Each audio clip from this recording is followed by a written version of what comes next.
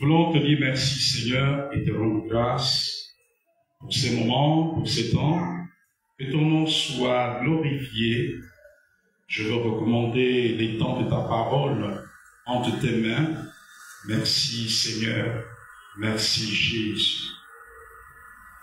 Te ressembler, Jésus, c'est mon espoir suprême. Penser, agir, aimer, toujours plus comme toi. Te ressembler, Jésus, c'est mon espoir suprême. Par ton esprit en moi, semblable à toi. Amen. Nous ouvrons nos Bibles ce matin dans 1 Roi, chapitre 7. Nous allons lire quelques versets. 1 Roi, chapitre 7. Le thème de ce jour est l'importance de la prophétie dans la destinée. L'importance de la prophétie dans la destinée. 1 Roi, chapitre 7.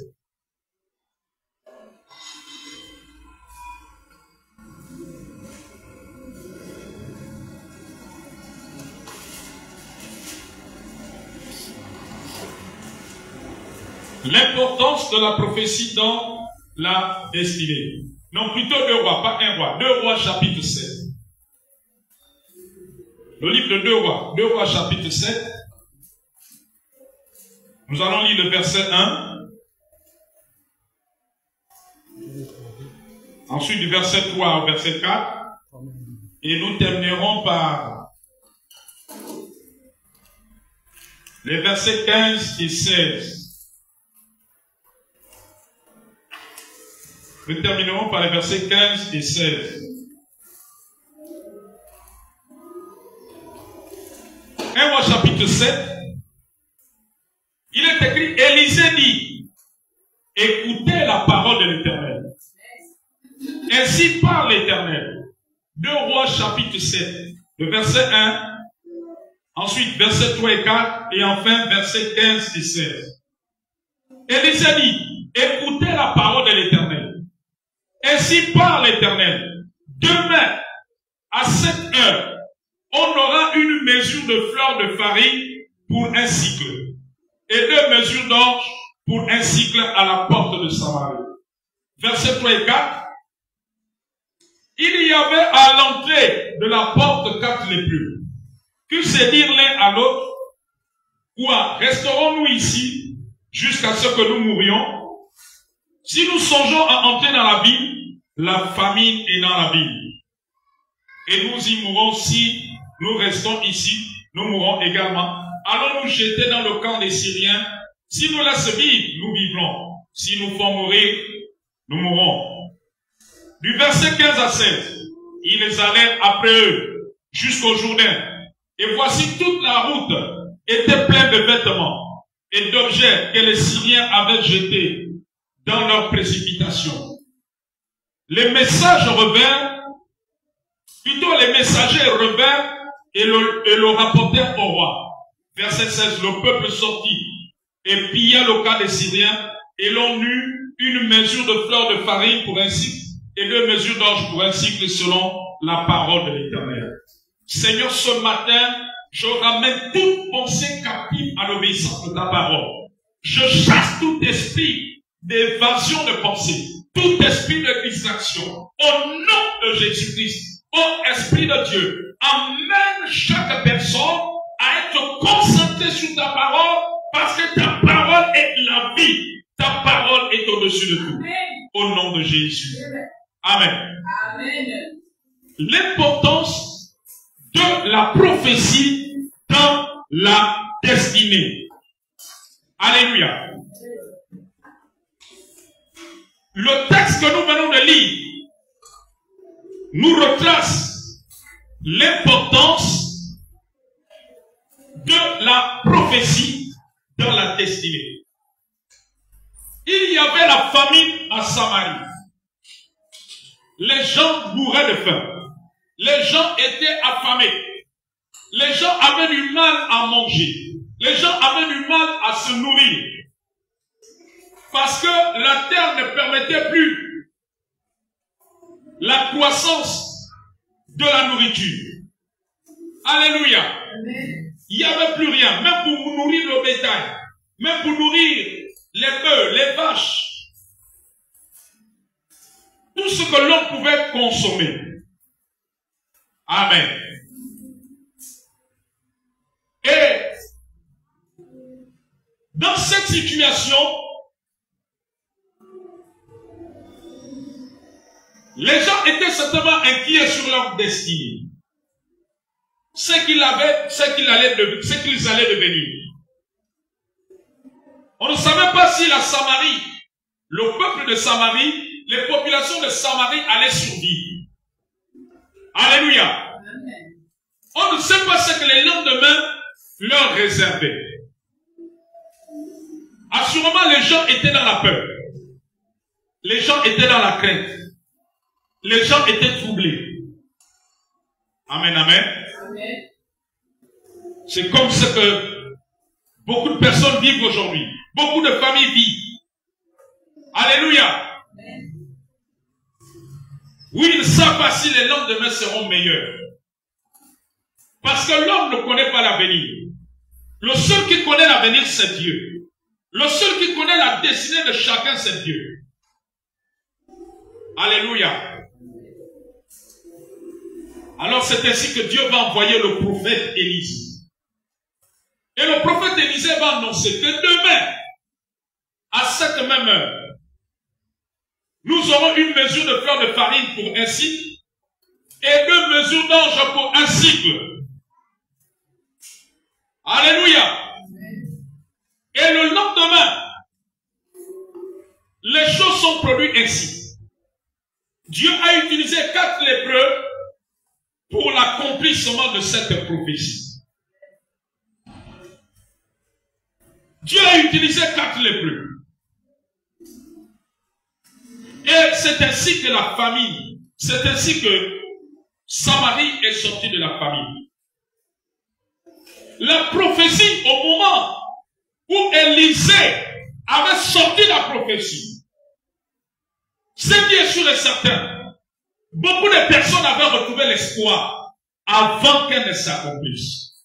Beaucoup de personnes qui avaient certainement la peur ou la crainte du lendemain avaient retrouvé l'espoir, avaient retrouvé la confiance. Alléluia. Amen, amen, amen. Étaient rassurés. Si quelqu'un pensait qu'il allait mourir dans 1 ou 2 semaines, la pensée de la mort l'avait quitté. La crainte du lendemain l'avait quitté. La prophétie a donné l'espoir. La prophétie a relevé tout ce qui était abattu, tout ce qui était dans la détresse, tout ce qui était dans le désespoir, tout ce qui était dans la peur, tout ce qui était dans le trouble, tous ceux qui pensaient que leur vie était finie. Amen. Amen. La prophétie joue un rôle important dans la destinée. Voilà pourquoi ne néglige jamais les prophéties qui sont faites à ton sujet. Parfois, nous nous comportons comme des personnes qui n'avons pas reçu des prophéties. Alléluia. La prophétie a toute son importance. Voyez-vous, les visions prophétiques que Dieu avait données à Joseph avaient un rôle important dans la vie de Joseph. Quand vous voyez tout ce que Joseph a traversé. Alléluia. Mais les visions prophétiques avaient joué un rôle important. Amen. À chaque fois que Joseph passait par des étapes difficiles, les visions, les 2 songes qu'il avait eus lui rappelaient que ta destinée, ce n'est pas ce que Dieu voit aujourd'hui. Ta destinée, c'est ce que Dieu a montré dans le songe. Alléluia. Ta destinée n'est pas la persécution, le rejet, les difficultés que tu vis aujourd'hui. ta destinée, c'est ce que Dieu a dit dans la prophétie. C'est ce que Dieu a montré dans les visions prophétiques. La réalité montrait que Joseph menait la vie d'un esclave, subissait des injustices, au point de se retrouver en prison. Alléluia. Mais la destinée qui a été montrée dans les deux songes révélait que Joseph serait un grand homme. Révélait que Joseph serait un instrument de Dieu en bénédiction à sa famille. Amen. Alléluia. Montrer que Joseph n'était pas esclave. Montrer que Joseph n'était pas un prisonnier. Amen. Alléluia. Amen. C'est ce que la destinée était en train de montrer.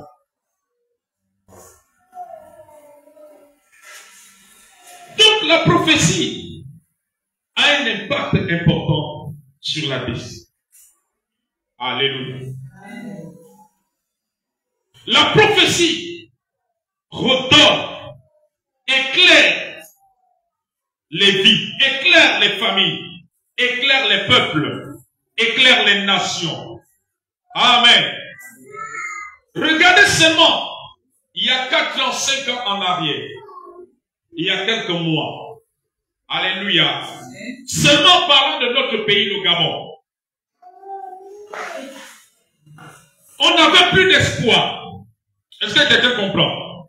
Amen. Mais Dieu a parlé à l'église du Gabon à travers plusieurs prophéties. Et ce que Dieu a dit révélait la destinée du Gabon. Révélait la destinée des familles du Gabon malgré ce que nous étions en train de vivre. Amen. Et comme vous pouvez le remarquer, beaucoup de choses qui se réalisent aujourd'hui dans notre pays ont été annoncées par des prophéties. Amen. Quelqu'un peut acclamer le roi des rois. Amen. Ont été révélées à travers les prophéties. Alléluia. Amen. Ceux qui avaient entendu les prophéties étaient déjà avertis. Donc quand ils ont vu les réalisations se faire, eux ils n'étaient pas étonnés.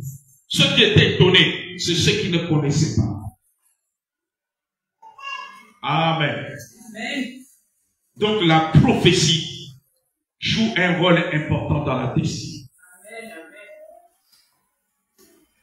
Amen. Amen. Lorsque la famine devait arriver en Israël, dans Acte 11, du verset 26 à 30, Dieu avait envoyé le prophète Agabus, qui a annoncé une prophétie, qui avait annoncé une famine qui devait arriver. Et l'Église avait pris des dispositions pour secourir les frères qui étaient dans la Judée. Alléluia!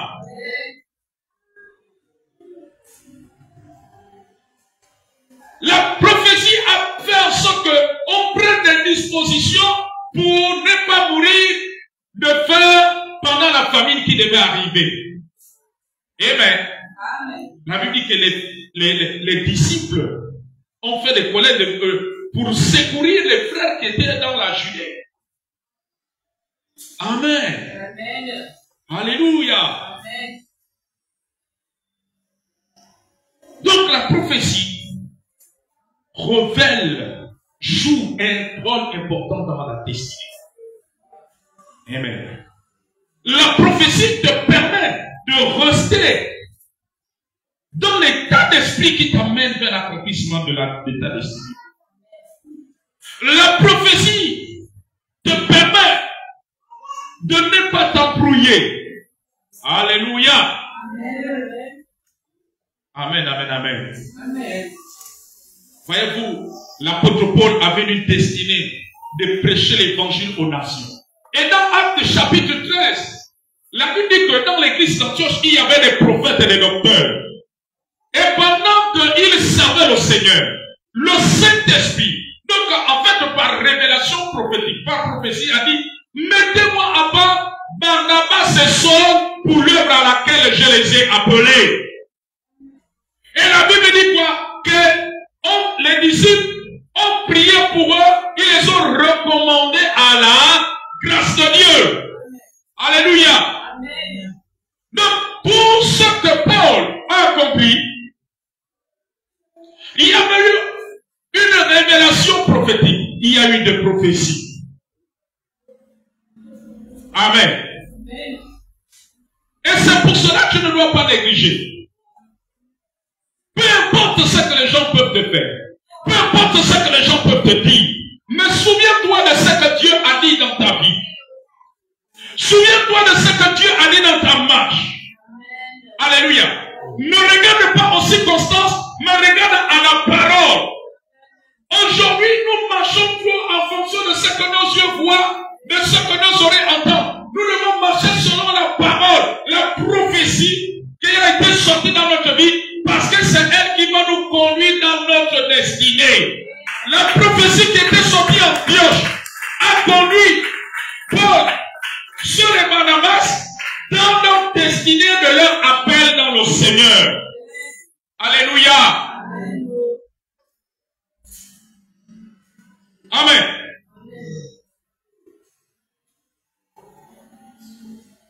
Dieu sachant que le diable et les démons à travers les hommes peuvent t'embrouiller, peuvent te détourner, peuvent te faire sortir de sa volonté, c'est pour cela qu'il parle prophétiquement sur ta vie, sur ta destinée. Amen. Amen. Sachant que le monde des ténèbres œuvre pour te décourager, œuvre pour refroidir de ta foi, œuvre pour t'éloigner de la présence de Dieu, œuvre pour t'éloigner de l'assemblée de Dieu, œuvre pour t'éloigner de l'église, œuvre pour que tu ne sois pas fidèle. Amen. Amen. Alléluia. Amen. Je vous dis une vérité. Le chrétien qui est fidèle à Dieu, qui est fidèle à l'œuvre de Dieu, est le chrétien le plus dangereux devant le diable que le chrétien qui vient témoigner en disant: ah, Papa Élie, c'est un grand prophète, c'est un homme de Dieu. Alléluia, nous devons toujours le soutenir. Amen. Toi qui dis ça, c'est bien, mais tu n'influences pas le diable.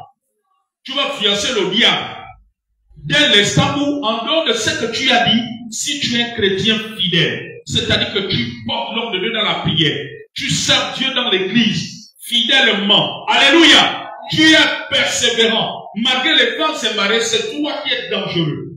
Alléluia. C'est toi qui constitue une menace. Je sais ce que je dis. Alléluia. Amen. Combien de personnes qui ont dit: ah oui, c'est un homme de Dieu, mais après, qui ont changé de langage par rapport à l'homme de Dieu. Amen. Est-ce que vous comprenez? Vous voyez, tout ça, ce sont les manœuvres du diable. Voilà pourquoi la prophétie vient, parce qu'elle joue un rôle important dans ta destinée. Amen. Elle te conduit vers l'accomplissement de ta destinée.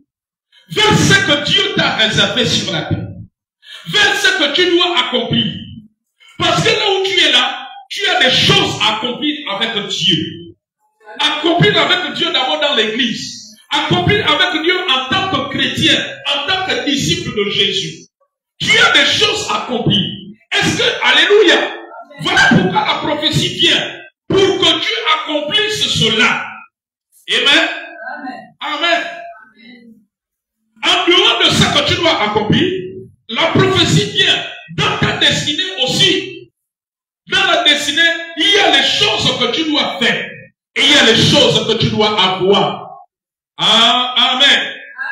Vous voyez, dans la destinée de l'apôtre Paul, il devait aller prêcher l'évangile aux païens. Amen.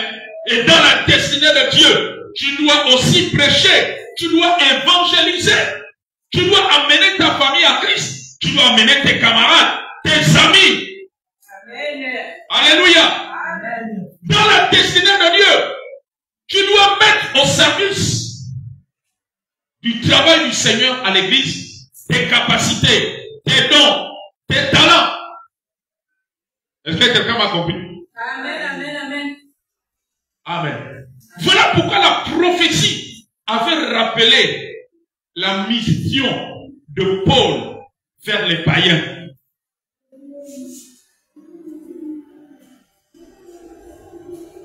La prophétie dans la destinée, c'est pour que tu ne te détournes pas à gauche ni à droite. Amen. Amen.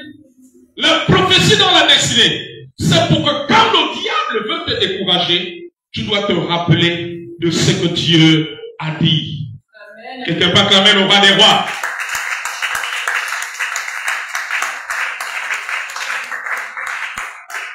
Amen. Amen. Un bien-aimé qui est un fils spirituel, écoute maintenant ce matin. Alors que il était mis, j'ai envie de dire au garage, comme on dit dans le langage courant, au balango. Amen. Parce que certainement, son visage ne plaisait pas à XY. Dans l'endroit, l'administration, il travaillait. Alléluia. Amen. Alors il est, amen. Et un jour, une de ses sœurs m'a dit, ah, prophète, regarde la situation de mon frère. Regarde comment il devient. Amen. Amen. Il passe la journée, il n'avait plus telle fonction, telle chose. Alléluia. Amen. Et pendant qu'il traversait ce moment, amen, dit Dieu parle encore. Dieu parle encore. Dieu ne ment jamais. Peu importe la tempête, Dieu ne ment jamais. Vous savez, la tempête peut arriver. Les tempêtes sont appelées d'arriver. Mais la tempête ne va pas te noyer dans les eaux. Amen. Qui vous a dit qu'en tant que chrétien, il n'y aura pas de tempête? Qui vous a dit qu'en tant que chrétien, tout va veiller dans lui? Alléluia. La tempête peut arriver. La tempête fait partie de notre chemin vers la destinée. Amen. Je veux te dire que tu ne peux pas atteindre tous les buts de ta destinée sans passer par une tempête. Ça n'existe pas. Amen. Si un pasteur te l'a dit, il t'a trompé. Amen. Amen. Comme beaucoup qui trompent le peuple, qui amènent le peuple des messages qui ne sont pas conformes à la parole de Dieu. Qui vous a dit que la vie chrétienne est une vie rose jusqu'à la fin de notre vie? Si un pasteur qui vous l'a dit, il vous a trompé. Amen. Alléluia. Amen. Amen. Pendant qu'il traversait ces moments, écoutez-moi attentivement. Il y a un an, je dis fixe, voici ce que dit le Seigneur. Je vois une nomination pour toi. Tu auras une nomination. Je vois une nomination en conseil des ministres. Amen. Amen. Est-ce que quelqu'un comprend? Amen. Je ne suis pas en train de vous raconter des choses dans les nuages. Je vous parle des choses papa concrètes qui sont produites dans notre pays, dans notre libre vie. Amen. Alléluia. Amen. Amen, amen, amen. J'ai l'impression que il n'y a que les Gabonais qui ne réalisent pas qu'ils ont des grands hommes de Dieu ici. Les autres, ils valorisent les hommes de Dieu de leur pays. Je sais ce que je vous dis. Je suis pas allé dans beaucoup de pays. J'ai été au Congo, j'ai été au Nigeria, j'ai été en Afrique du Sud, j'ai vu cela. Est-ce que quelqu'un comprend? Alléluia! Amen. Je parle ici des vrais hommes de Dieu. Je ne parle pas des ouvriers trompeurs. Amen. Moi, je parle des hommes de Dieu. Alléluia. Amen. J'ai l'impression que c'est au Gabon où on ne croit pas à leurs hommes de Dieu. Les Gabonais, vous ne croyez pas. Bon, c'est vrai, ce ne sont pas tous les Gabonais. Mais d'une façon générale. Amen. Le Gabonais pense que le plus grand homme de Dieu qui peut changer sa vie, c'est celui qui vient de l'extérieur. Mais c'est une erreur. Vous êtes passé à côté. Amen. Amen. Vous êtes à côté. Vous êtes arrivé même à un niveau où si l'homme de Dieu fait le culte, tu es engagé dans un comité. Mais comme il y a un homme de Dieu qui est venu de l'extérieur, il commence un programme peut-être aujourd'hui au stade. Tu vas aller au stade le matin. Au lieu de dire que tu vas aller demain. Amen. Amen. Mais chose, c'est pas ça. Alléluia. Vous savez, il y a du potentiel au Gabon. Mais il n'y a que le Gabonais lui-même qui méprise ce potentiel. C'est vraiment l'ignorance. Et voilà pourquoi la parole de Dieu dit, mon peuple périt faute de connaissance. C'est l'ignorance. L'ignorance qui fait en sorte que l'église au Gabon ne rentre pas dans toute la dimension de sa destinée. Alléluia. Amen. Amen. Vous savez, vous pouvez avoir des choses de Dieu loin dans votre pays. Mais si vous ne comprenez pas le rôle que vous devez jouer à leur côté, ils n'atteindront pas les objectifs que Dieu a réservés pour eux. Peu importe l'onction qu'ils peuvent avoir. Et voilà le problème du Gabon. Amen. On peut avoir toute l'onction possible. Mais si vous ne comprenez pas le rôle que vous devez jouer auprès des hommes de Dieu, les hommes de Dieu n'atteindront pas ce que Dieu a tracé prophétiquement pour le Gabon. Est-ce que quelqu'un comprend? Mais vous ne voyez pas que Jésus a pu accomplir beaucoup de choses parce que, il avait les 12 qui le soutenaient. 2, la Bible dit qu'il y avait des femmes de dissection qui assistaient Jésus de leur bien. C'est-à-dire qu'ils apportaient leur bien à Jésus pour le soutenir. Pour que Jésus marche avec les disciples. Pour que Jésus se déplace. Alléluia. Amen. Amen. Et c'est Judas qui était le trésorier. Est-ce que vous comprenez? Amen. Mais ces femmes-là avaient compris. Et c'est pour cela que Jésus a pu faire pendant 3 ans et demi tout ce qu'il devait réaliser.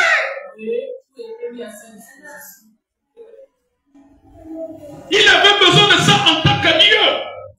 Malgré tout le potentiel de l'onction qu'il avait. Mais il avait besoin de ça. Et c'est quelque chose que beaucoup n'ont pas compris au Gabon. Amen. Et c'est pour cela, nous avons des soins de Dieu, des hommes de Dieu, qui ont du mal à aller jusqu'au niveau que Dieu le... Parce que vous leur délaissez. Parce que vous ne leur accompagnez pas. Vous ne les accompagnez pas. Parce que vous ne leur avez pas apporté tout ce que vous devez faire. Est-ce que vous comprenez? Alléluia. Mais regardez dans la Bible, les apôtres, la Bible dit que il y avait une grâce au point qu'il n'y avait plus les indigents. Mais pourquoi il n'y avait plus les indigents? Parce que le peuple qui était là avait compris que il faut soutenir l'œuvre de Dieu. Et c'est pour cela que beaucoup vendaient leur terrain, vendaient leur champ. Et ils apportaient cela, amen, aux pieds des apôtres. Et ça pouvait permettre aux apôtres de faire plusieurs missions. Amen. Avec tous ces moyens-là et d'aider ceux qui étaient dans le manquement. Oui. Yes. Lisez la Bible. Voyez comment Dieu travaille. La Bible dit que Jésus est le même. Il n'a pas changé. La même manière qu'il a fonctionné. Avec les disciples, il veut fonctionner de la même manière. Amen. Il est le même hier, aujourd'hui, éternellement. Amen. Ils avaient compris qu'il fallait valoriser les hommes de Dieu, qu'il fallait les soutenir afin qu'ils atteignent les missions. Lui, il a dit que vous serez mes témoins à Jérusalem, dans la Samarie, jusqu'aux extrémités de la terre. Amen. Alléluia. Amen. Cela aussi fait partie de la destinée. Dans la destinée, il n'y a pas seulement ce que tu dois obtenir. Amen. Ce que tu dois recevoir. Amen. Ce dont les hommes de Dieu doivent prier pour toi pour recevoir. Dans la destinée, il y a des choses que tu dois recevoir et il y a des choses que tu dois faire. Amen. Tu as des obligations. Mais aujourd'hui, l'Église ne remplit plus les obligations. Les chrétiens veulent seulement recevoir. Et quand ils ont eu ce qu'ils ont eu, ils peuvent quitter l'Église. ils peuvent abandonner les hommes de Dieu. Amen. Mais voilà toute l'erreur, c'est là où nous avons échoué au Gabon. Amen. Nous avons pris l'évangile juste pour recevoir. Il n'y a pas que le recevoir, il y a le donner. Voyez-vous cette femme qui soutenait la Bible que par une femme dont Jésus avait chassé 7 démons. Elle fait partie des femmes qui soutenaient Jésus, n'est-ce pas? Dans Luc chapitre 8. Amen. Elle a reçu la délivrance. Dans la destinée, il y avait la délivrance à recevoir, mais elle assistait aussi, elle soutenait le ministère de Jésus. Alléluia. Voilà pourquoi la prophétie vient. Regardez la veuve de Sarepta dans 1 Roi chapitre 17. Non, dis Seigneur, parle-moi ce matin. Non, dis cette parole est pour moi. Oh, cette parole est pour moi. Qu'au sortir de ce programme, je ne dois plus être le même. Je dois changer. Je dois changer. Alléluia. La veuve, pendant qu'il y avait la famine à Sarepta, elle a dit au prophète Élie, il me reste une poignée de farine et un peu quoi? Ah. J'ai cru que vous ne lisez pas la Bible. Sinon là, vous devez me faire peur. Quand un homme de Dieu a des chrétiens qui ne lisent pas la Bible, ces chrétiens-là sont un danger. Dis-moi, papa, pourquoi ils sont un danger? Parce que n'ayant pas la parole, le diable va leur faire entendre leur parole. Ces paroles. Quand tu n'as pas la parole de Dieu, c'est la parole du diable qui va t'envahir. Et quand la parole du diable t'envahit, tu deviens un danger. C'est vrai. Amen. Parce que tu peux même influencer négativement les autres dans l'église. Les plus faibles.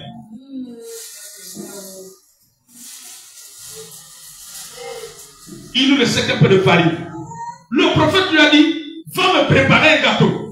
Qu'est-ce qu'elle a dit? Elle a dit, il lui restait c'est ce qui lui restait, elle devait manger avec son fils et ils allaient mourir. Mais quand il dit qu'ils allaient mourir, mais parce qu'ils ont vu d'autres personnes mourir de faim, qui n'avaient plus à manger et qui sont morts après le jour. Alléluia. Parce que je crois qu'après 72 heures, quand l'être humain n'a pas mangé, il ne tient plus, il meurt. Si je ne me trompe pas. Après 3 ou 4 jours. Amen. L'individu décède. Donc ils ont vu les autres décédés. Et pour eux, dans leur pensée, c'était la mort. Mais dis avec moi, ce n'était pas leur destinée. Dis avec moi, la prophétie avait un rôle dans leur destinée. Dans la vie de la veuve, de Sarepta et son fils, il y avait une destinée. Il y avait une destinée. Il y avait une destinée. Il y avait une destinée. Mon fils, quand je te vois en train de conduire un camion, tu as déjà un permis de poids lourd. Tu as le permis de... Voilà, je te vois en train de conduire un camion. Ça veut dire quoi? Dieu veut que tu passes le permis des poids lourds, des grands véhicules. Les véhicules où il faut le permis C. Est-ce que tu comprends? Je suis en train de voir cela. Je suis en train de voir. Tu avais déjà fait le transport une fois. Tu fais ça régulièrement. Tu as déjà fait une fois. C'était pas juste le condo. My God. Parce que l'Esprit de Dieu est en train de me montrer ça. Parce que je vois, il y a 2 propositions qui arrivent dans ta vie. Et je te dis pourquoi je parlais du transport. Parce que je vois quelqu'un qui veut te prendre comme chauffeur pour faire des grandes lignes où tu parles de Libreville. Comme si tu allais vers Tunkango, même voir Lambaréné, jusqu'à Mouila. Et je vois une autre proposition d'une entreprise. Mais c'est dans la proposition de l'entreprise où je vois qu'on aura besoin du permis C. Donc tu dois te préparer à passer ce permis. C'est ça que l'Esprit me montre. Parce que je vis cette proposition, le transport en commun, et puis une entreprise qui te recrute à cause du permis C pour un autre type de transport.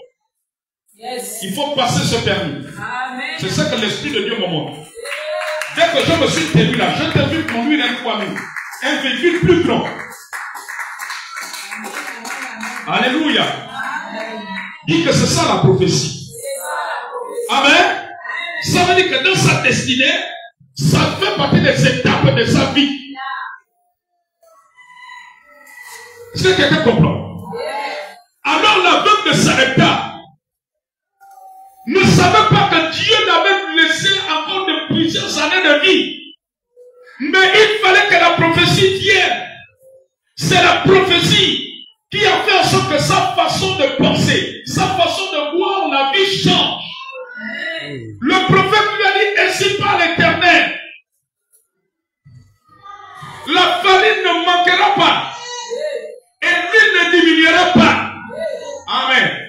Elle est allée préparer le gâteau, elle a amené à l'homme de Dieu. Et quand elle a amené à l'homme de Dieu, la Bible dit que la farine n'a pas manqué et l'huile n'a pas diminué.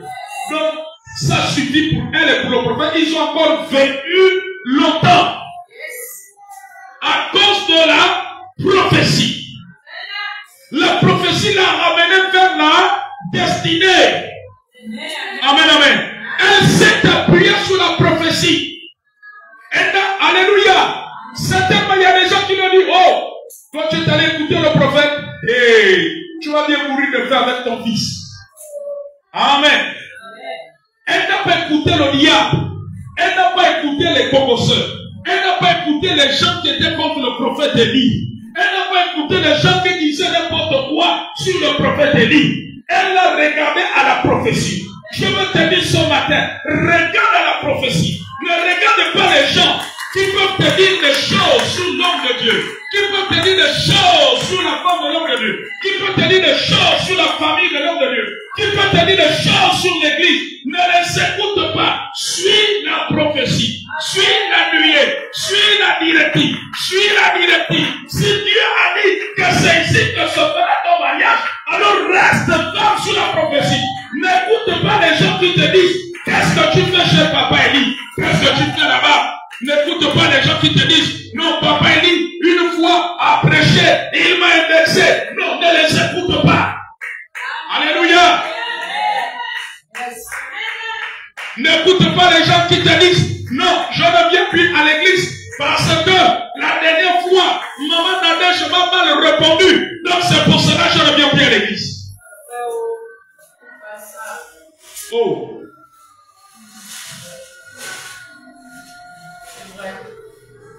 Est-ce que tu réalises ta destinée? Amen. Alléluia. Tu quittes l'église parce qu'une seule emprise de l'église t'a frustré. My God. Tu connais ta destinée. Est-ce que tu connais ta destinée? Oh non, Papa Élie, je ne viens plus parce que la sortelle m'a fait ceci. C'est pour cela que vous ne me voyez plus à l'église. Vous êtes sérieux? Attends, je vous pose la question. Est-ce que vous êtes sérieux? Non, je reformule ma question. Est-ce que c'est sérieux? Est-ce que c'est sérieux? Amen. Je vous parle des choses qui se passent dans notre église. Je ne parle même pas de je commence dans notre église. Papa Élie, je ne viens plus à l'église. Tu ne viens plus pourquoi? Non, parce que la sœur telle m'a fait ceci. C'est la sœur telle qui est morte à la croix pour toi. Question. C'est la sœur telle qui a payé le prix pour toi à la croix. Question. Amen. Amen. C'est la sœur telle qui t'a sauvé. Ou c'est Jésus? C'est Jésus. On vient pour Jésus et non pour le frère et la sœur. Amen. Non, quelqu'un va acclamer le roi des rois. Mais Jésus est le modèle parfait. Moi, je ne vous comprends pas, vous les chrétiens. Qui tu suis à l'église? Qui est ton modèle? Jésus. Mais c'est Jésus qui est ton modèle. Ce n'est pas l'homme de Dieu, ce n'est pas un frère ou soeur à Christ. Amen. Parce que la Bible dit que nous tendons à la perfection. La perfection, c'est là-bas au ciel. Même toi-même, qui dit que tu ne veux plus, parce que la sœur telle t'a fait telle chose. Est-ce que toi-même tu n'es même pas fait? Mais je ne vous comprends pas, vous les chrétiens. Amen. Mais vous n'avez pas vu dans la Bible, on a amené une femme en flagrant délit d'adultère. Les religieux, les croyants ont dit, Jésus, il faut qu'on lui lapide. Il est écrit qu'on doit lui lapider. Amen. Toi, Jésus, tu dis quoi? Jésus leur a dit quoi? Que celui qui n'a jamais péché. Amen. Amen. J'ai envie de dire à quelqu'un ce matin, si tu n'as jamais péché, tu n'as jamais commis de faute, quitte l'église. Est-ce que quelqu'un m'a suivi? Amen. Que celui qui n'a jamais commis de péché, tu n'as jamais commis de faute, quitte l'église à cause de la faute de la sœur X et du frère Y. Amen. C'est ça ou c'est pas ça? C'est ça ou c'est pas ça? Donc Jésus a dit que celui qui n'a jamais péché prenne la pierre. Amen. La Bible dit que accusé par leur conscience. Amen. Eux-mêmes sont dit, ah oui, moi-même quand je regarde ma vie là, celui qui n'est pas sans défaut, je ne pas. Moi aussi j'ai déjà commis le péché, j'ai déjà insulté. J'ai déjà. Alléluia. La Bible dit quoi? Accusés par leur propre conscience, ils ont commencé à se dire. Et Jésus écrivait sur la terre. Jésus relève la terre. Il demande à la femme, les gens qui t'ont accusé, mais ils sont où? Amen. Et Jésus lui a dit, moi aussi je ne te condamne pas, va et ne pêche plus. Alléluia. C'est un grand enseignement qui est à l'intérieur. Amen. Donc toi qui pointes toujours les doigts du autres, non, papa il dit, c'est à cause de tel. Est-ce que toi-même là où tu es là, tu es sans défaut? Est-ce que tu es parfait? Amen. Mais tu dis que c'est à cause de la faute du frère et de la sœur en Christ. Mais ce n'est pas le frère et la sœur en Christ qui est mort pour toi à la croix, pour tes péchés. Ce n'est ni le pasteur ni le prophète, c'est Jésus. Tu viens ici, c'est Jésus. C'est à cause de Jésus que tu es ici. C'est à cause de Jésus. Et c'est à Jésus que tu rendras un jour des comptes. Parce que tu te tiendras un jour devant Jésus. Tu ne seras même pas devant moi, papa Elie. Alléluia. Le jour là, moi, je ne serai même pas devant toi. Est-ce que vous comprenez? Tu seras devant Dieu seul. Celui qui t'a sauvé. Celui qui est mort pour toi à la croix. Celui qui t'a donné des dons et des talents pour que tu les mettes au service de l'église. Pour que tu persévères. Alléluia. Mais toi, tu dis, à cause de la faute de X et Y, je ne viens plus à l'église. Ah! Donc c'est que tu n'as pas encore compris. Un homme de destinée ne parle pas comme ça. Dis un homme de destinée. Ne parle pas comme ça. Non, dis un homme qui a compris sa destinée. Qui a compris le rôle de la prophétie. Dans la destinée, ne peut pas parler ainsi. Amen. Alléluia. Amen. Une anecdote. Un jour, quelqu'un est venu voir le pasteur. Un pasteur. Pasteur, j'ai décidé de me retirer de l'église. Mais avant de retirer de l'église, je ne veux pas disparaître comme ça. J'attendais que tu finisses de prêcher. Je voulais te voir. J'ai décidé de quitter l'église. Pourquoi? Bon, tu as vu le frère Florel, non? Un jour, il a fait telle chose. Tu as vu la sœur Bettina, non? J'ai remarqué telle chose. Tu as vu le frère Dani, non? J'ai vu telle chose. Donc, au sortir de tout ça, pasteur, je trouve que les gens dans l'église, ils sont faux, ils sont des hypocrites, ils sont, moi je ne peux pas prier dans une telle église, j'enlève mon corps. Amen.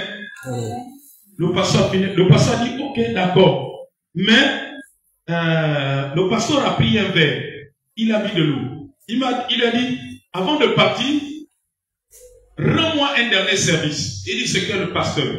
Il dit, tu vas faire le tour de l'église pendant 3 fois avec le verre, mais tu veilles à ce qu'aucune goutte ne tombe.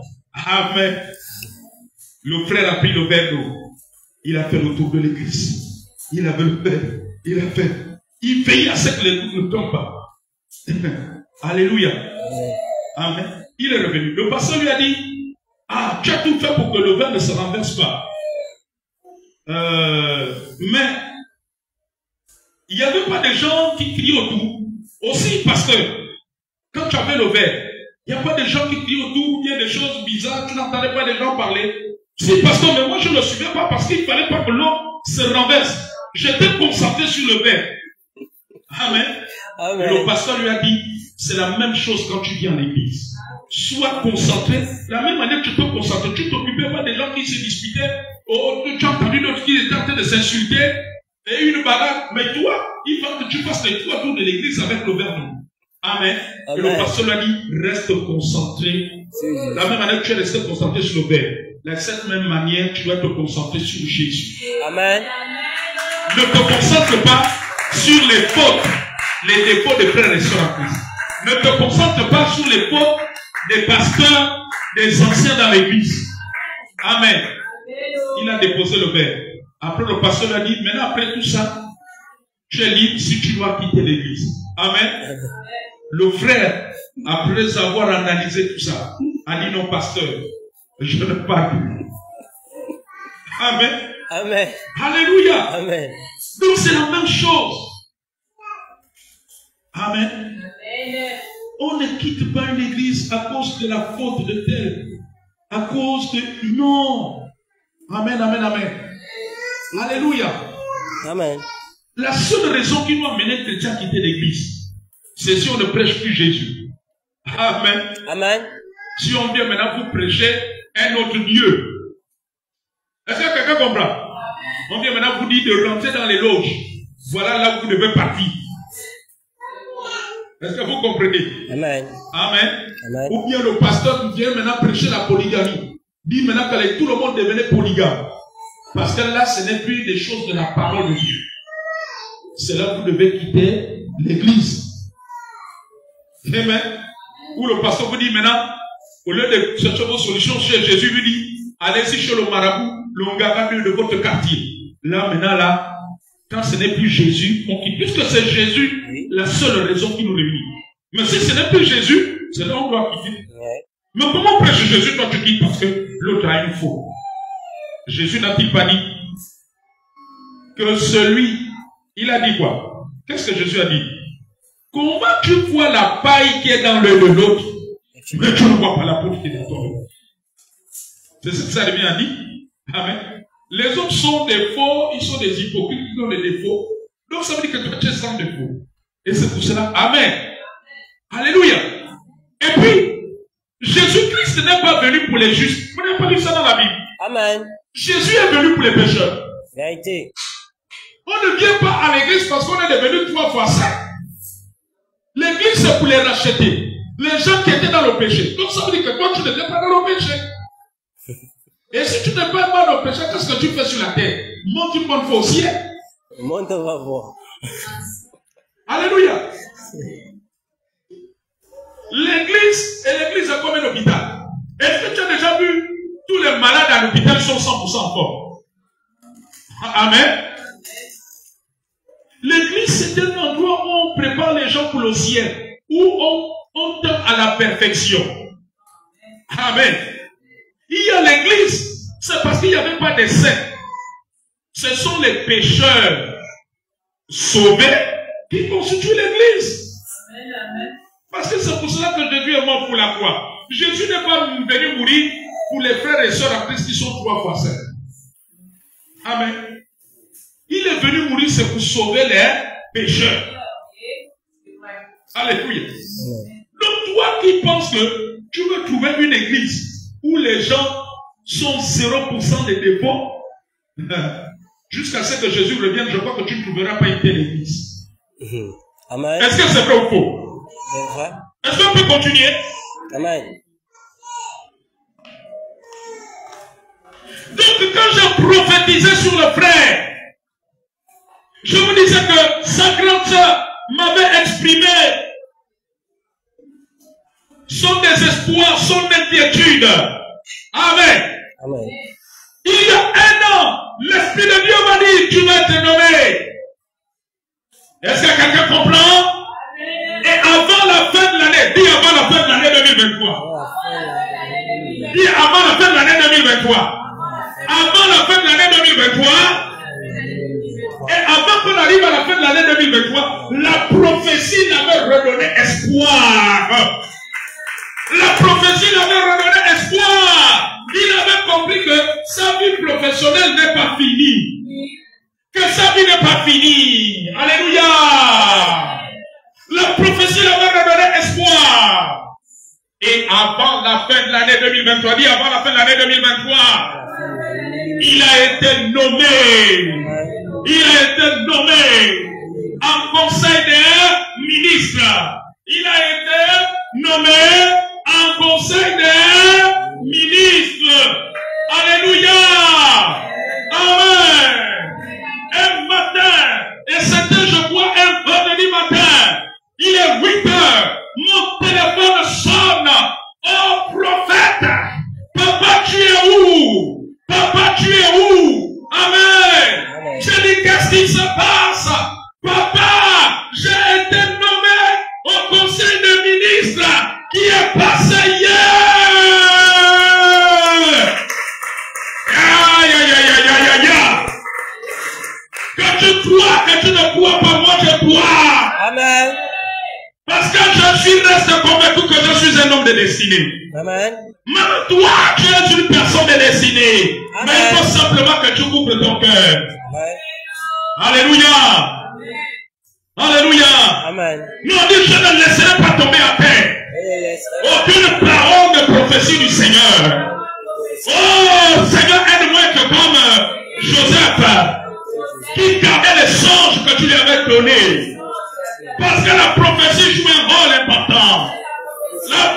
La prophétie a son importance dans la destinée. Ce que tu as dit à mon sujet va totalement se réaliser. Je refuse d'être distrait.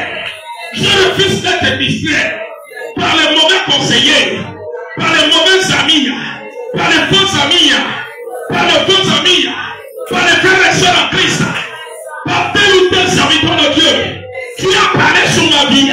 Et cela va se réaliser. Et cela va se réaliser. Je reste attaché à cela. Je reste attaché. Je reste attaché. Je reste attaché. Au nom de...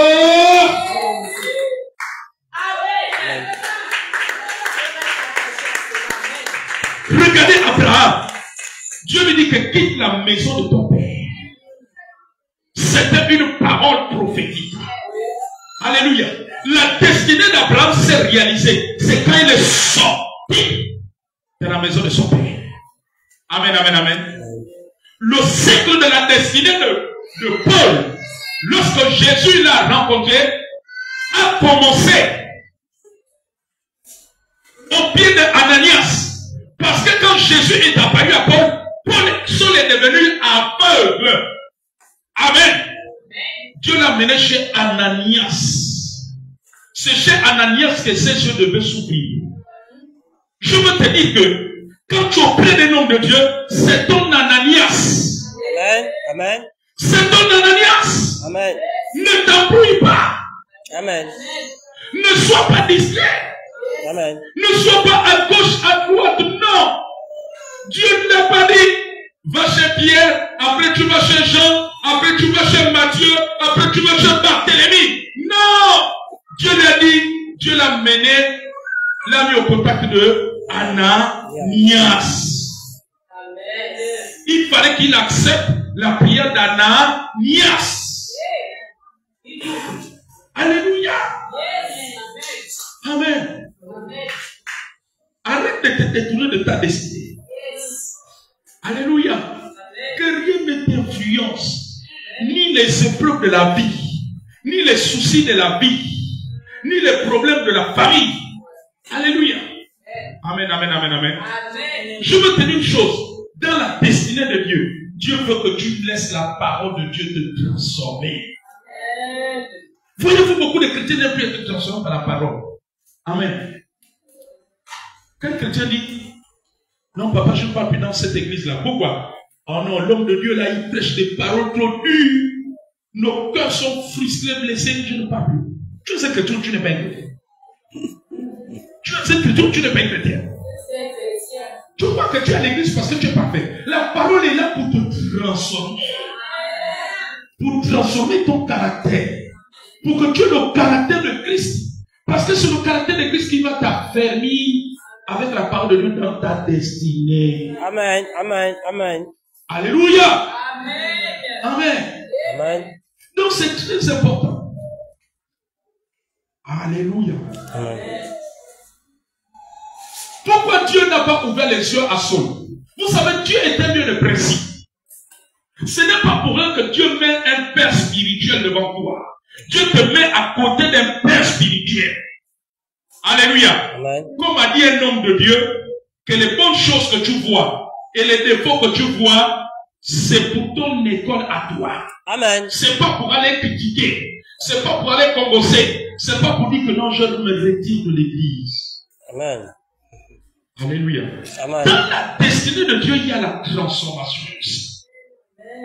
Reste focalisé sur la parole de la prophétie et non sur les manquements. Dieu est un Dieu de principe dans la destinée.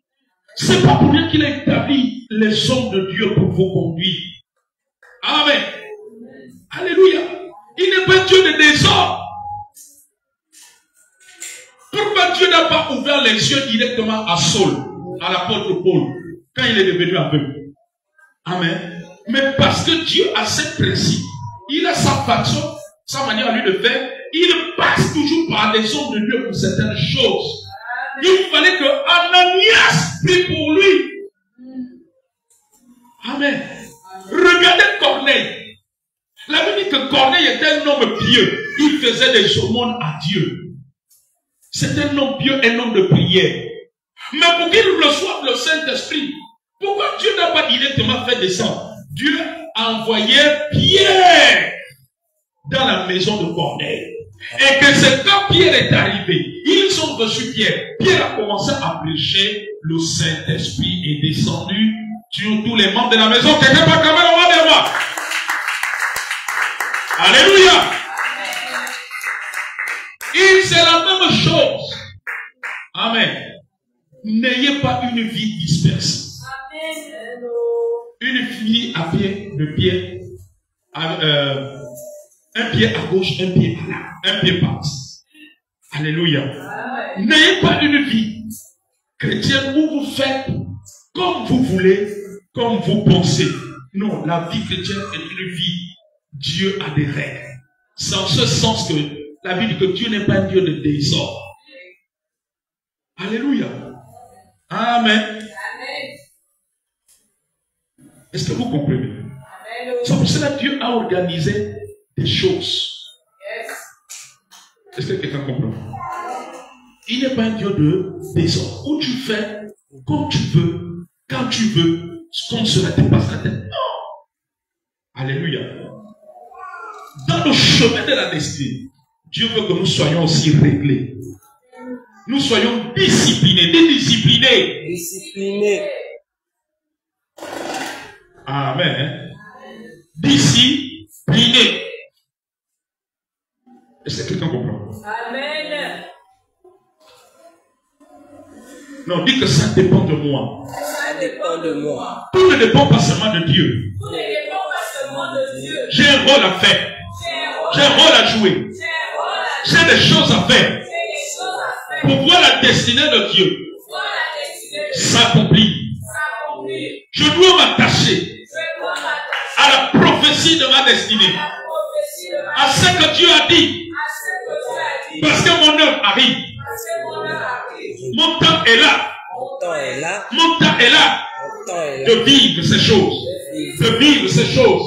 Dieu ne ment pas. Dieu ne ment pas. Il y a une saison favorable. Il y a une saison précise. Mais je dois travailler. Jusqu'à ce que je récolte le fruit à cette saison. En cette saison. Jusqu'à ce que je récolte les fruits. Je récolte les fruits. Je récolte les fruits. Au nom de Jésus. Au nom de Jésus. Au nom de Jésus. Dieu ne change pas. Dieu ne change pas. Dieu ne change pas. Je prends la décision de revisiter, de revoir toutes les paroles de prophétie que Dieu a prononcées sur nous, à travers les messages, à travers les prophéties générales, à travers les prophéties individuelles.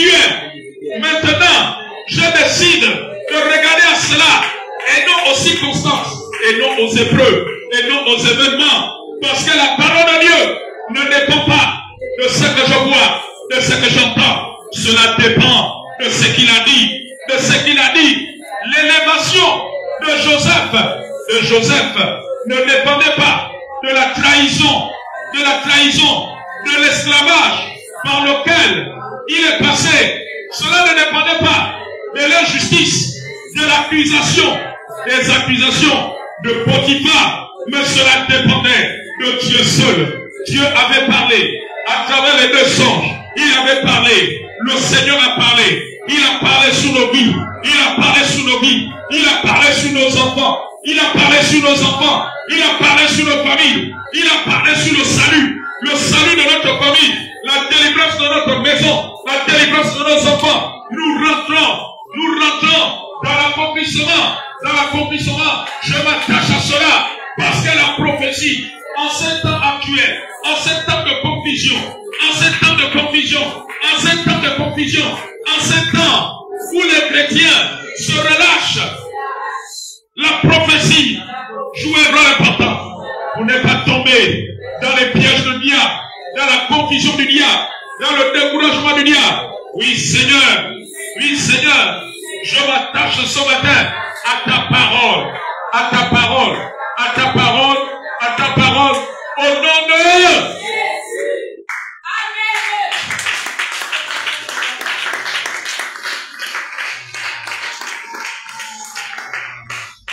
une femme qui n'a pas une prophétie concernant sa vie sentimentale risque d'aller de frustration en frustration. Dis frustration en frustration. De déception en déception. Parce qu'elle n'a pas suivi la parole prophétique de sa vie. Parce qu'elle n'a pas cherché la prophétie de sa vie. Amen. Vous savez, il y a des prophéties que Dieu donne à ses serviteurs quand tu viens voir l'homme de Dieu. Mais aussi longtemps que tu es distant, il n'y a que par la souveraineté de Dieu que Dieu peut te localiser. Oui.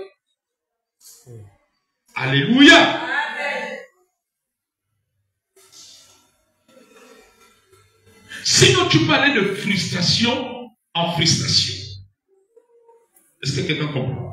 Amen. Les seules frustrations que Dieu peut permettre que tu vives, c'est les frustrations qui te basculent à la consolation, à la restauration.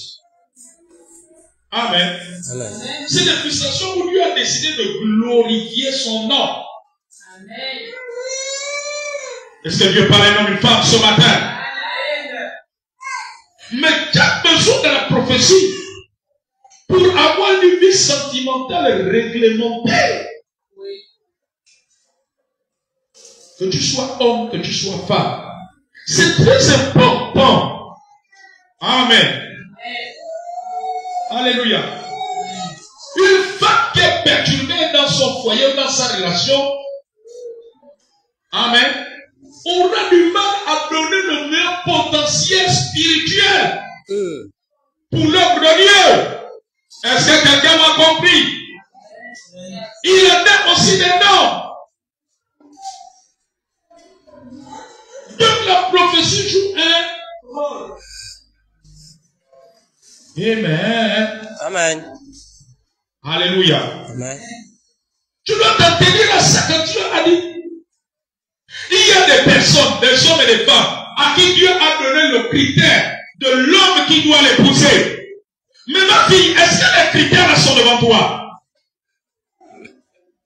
Et je n'entends plus les amens. Silence de cathédrale. Amen. Amen. Est-ce que le type qui te fait la cour, est-ce qu'il remplit les critères qui ont été donnés dans la prophétie? Amen.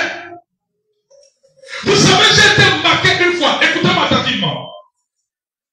On est en train de terminer. J'ai été marqué une fois. Suivez-moi attentivement. Même si vous me suivez. Vous me suivez, vous qui êtes à l'école le dimanche. Alléluia. Une sœur en Christ. Pendant qu'elle s'apprêtait à s'engager avec un païen, il y a quelqu'un qui va libérer une prophétie. Que Dieu m'a dit que l'homme avec lequel tu vas te marier, Mais c'est pas celui que Dieu a tracé pour toi. Je vois, c'est un serviteur de Dieu. Que je vois, ce n'est pas un païen, mais c'est un serviteur de Dieu. Amen. Elle a dit, oh, on est déjà, les choses sont déjà lancées. Nous, on est déjà en train de préparer le mariage. D'ici l'année prochaine, avec le gars là, c'est un gars que je trouve très amoureux. Je le trouve très romantique. Je le trouve romantique. Les sœurs, vous comprenez? Amen. C'est un gars romantique. Il m'amène tout au resto. Il.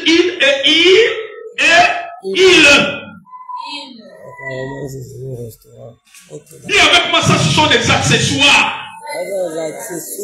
Ce qui est important, c'est la prophétie de la destinée.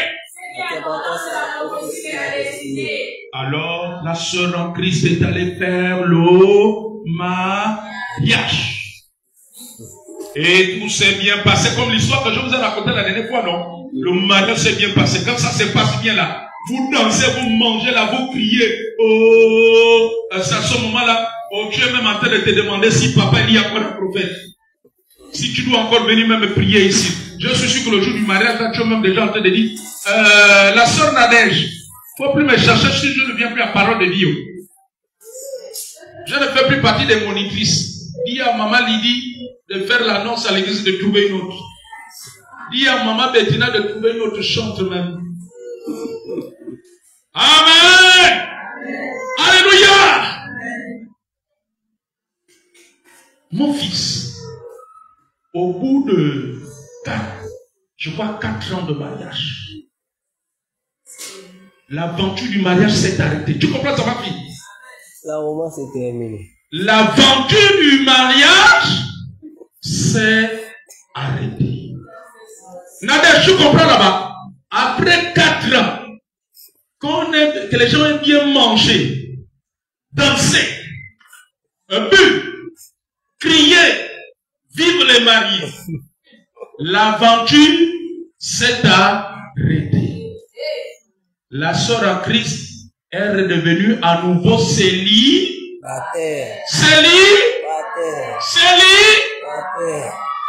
Ah, même les enfants sont toujours là-bas, ils ont compris. Ne sont pas quand même au voir. Oh, dis à quelqu'un, il y a une parole pour moi. Ma prophétie va se réaliser. Aussi vrai que Dieu a oint son serviteur, la parole de ma vie va se réaliser. Elle va s'accomplir. Au nom de toutes mes prophéties vont se réaliser. Je le crois. Je le crois. Je le crois. Je refuse d'écouter le diable, d'écouter les gens qui veulent me détourner de ma destinée. Au nom de Jésus.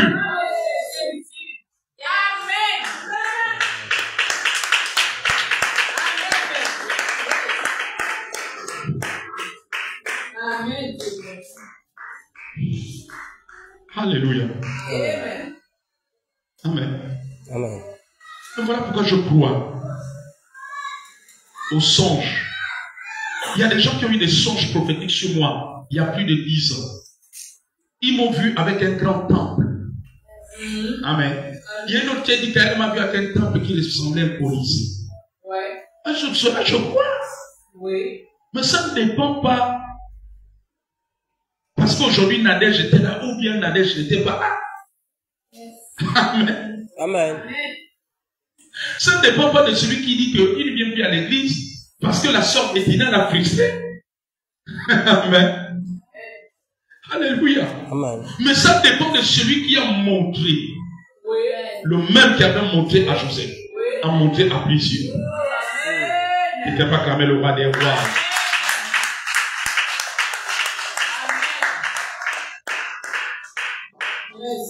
Alléluia. Nous étions où? Où est-ce que nous étions? La bien-aimée, célibataire. Amen. quand la bien-aimée devient célibataire, alléluia, elle reprend ses activités chrétiennes. Elle allait dans une église. Amen. Et puis voici, dans cette église, il y avait plusieurs chrétiens, des célibataires. Amen. Et il y avait un prophète là-bas. Mais il dit que pendant qu'il y avait ce prophète, il y avait aussi des sœurs en Christ célibataires. Mais quand la sœur en Christ est arrivée, elle a commencé à prendre part. Le prophète s'est intéressé à elle. Et le prophète l'a demandé la main. Et elle s'est souvenue de la prophétie qui lui avait été annoncée qu'un homme de Dieu, qu'elle se mariera dans la descente, elle épousera un homme de Dieu. Amen. Amen. Amen. Alléluia. Amen. Est-ce que quelqu'un comprend? Amen. On dit je ne dois pas jouer avec ça. Non, dis à celui qui est à côté de toi, ne joue pas avec ça. Non, c'est très sérieux. C'est une question de vie. C'est une question de vie. C'est une question de vie. Il ne faut pas jouer avec ça. Il ne faut pas jouer avec ça. Alléluia. Alléluia. Alléluia. Alléluia. Alléluia.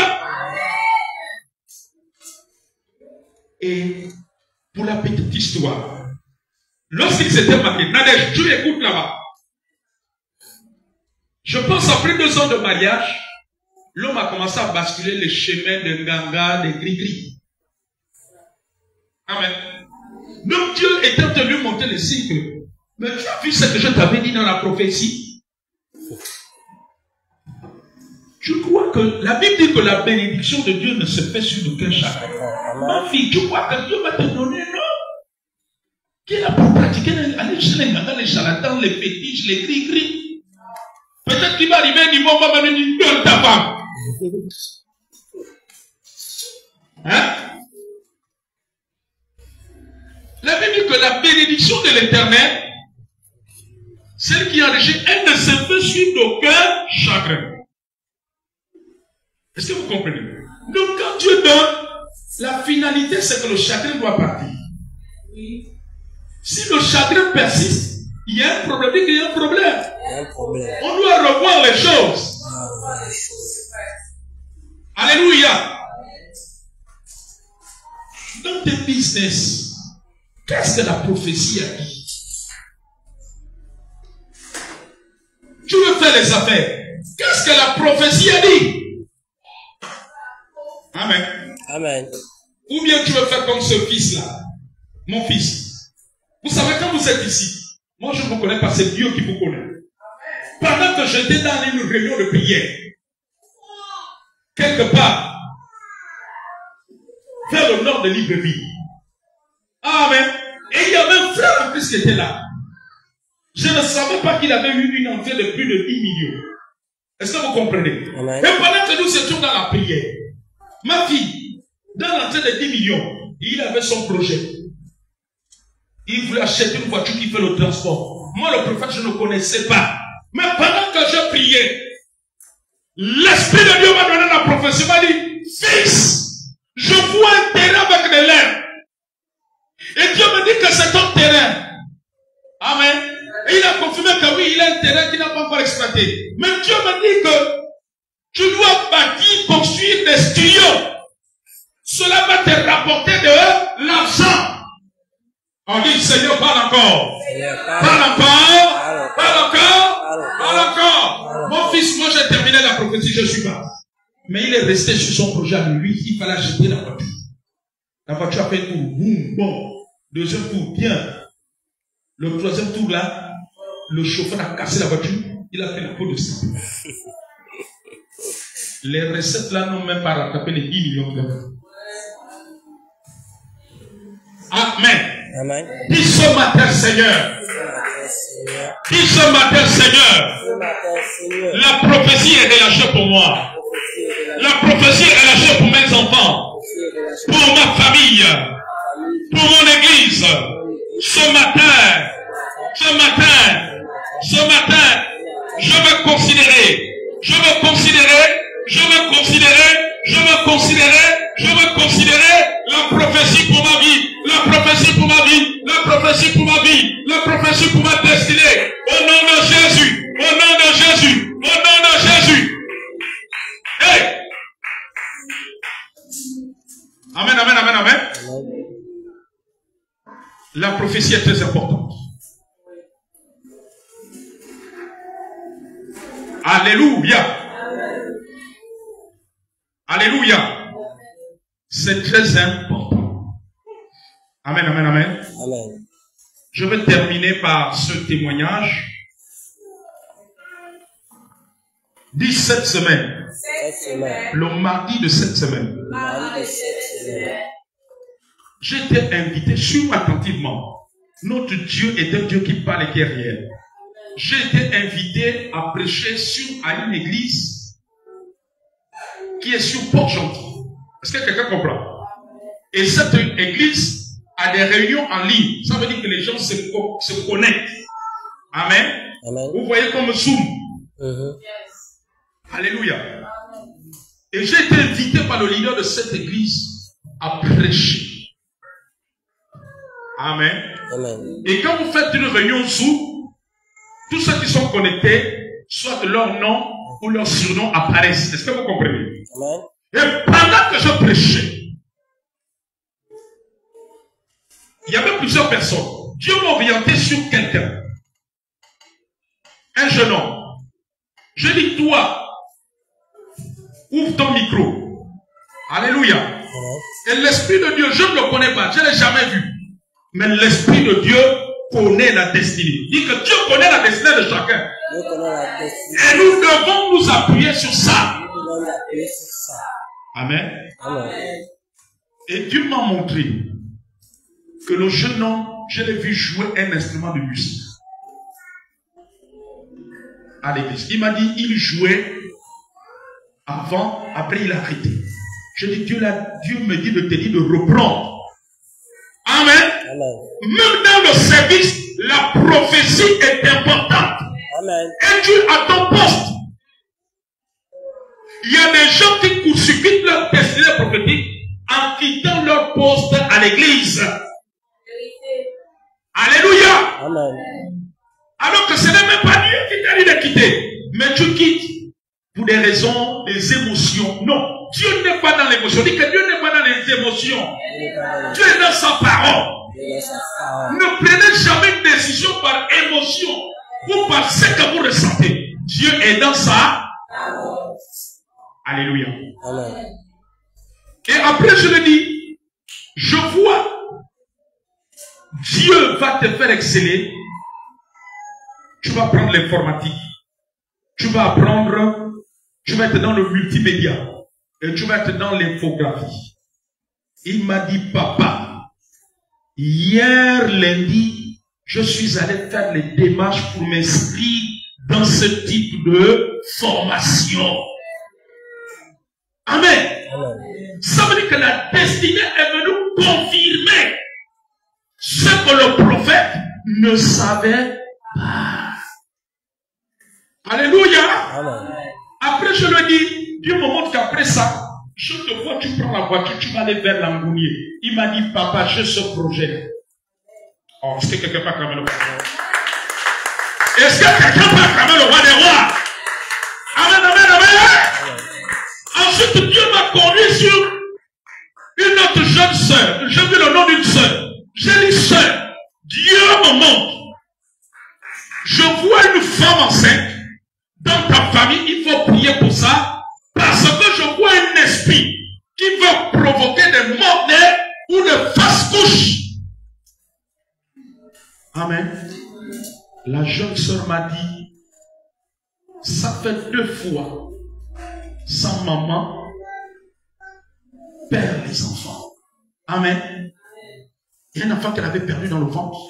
Il y a un autre qui a perdu au moment de du chômage. Alléluia. Et ça l'a brisé. Et elle a décidé de recommencer notre vie. Amen. Mais elle est un peu désemparée parce qu'elle veut reprendre à faire les enfants avec son nouveau partenaire. Est-ce que quelqu'un comprend? Alléluia. Mais Dieu a donné une prophétie. C'est que pour qu'elle puisse avoir un enfant vivant, il faut la prière. Il faut une action de prière. Amen, amen, amen, amen. Amen. Dis Seigneur ce matin, Seigneur, Seigneur. je décide de marcher sur la prophétie de ma vie. Sur la prophétie de ma vie. Au nom de Jésus. Parce que ce matin je réalise que la prophétie joue un rôle important. La prophétie joue un rôle important. La prophétie a toute son importance. Au nom de Jésus. Levez-vous ce matin. Seigneur Père, maintenant je recommande ton peuple. Je prie que chacun soit attaché à la parole prophétique.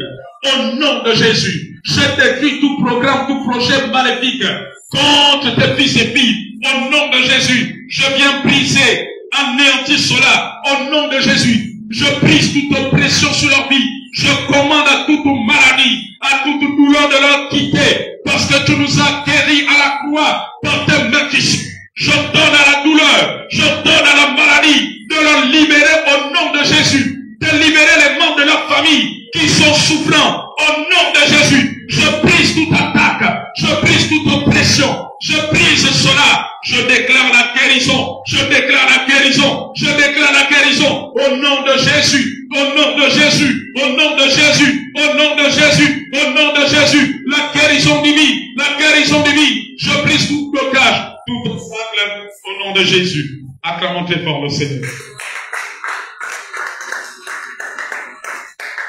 Avant de passer le micro à la monitrice pour, plutôt à la modératrice pour les offrandes, etc.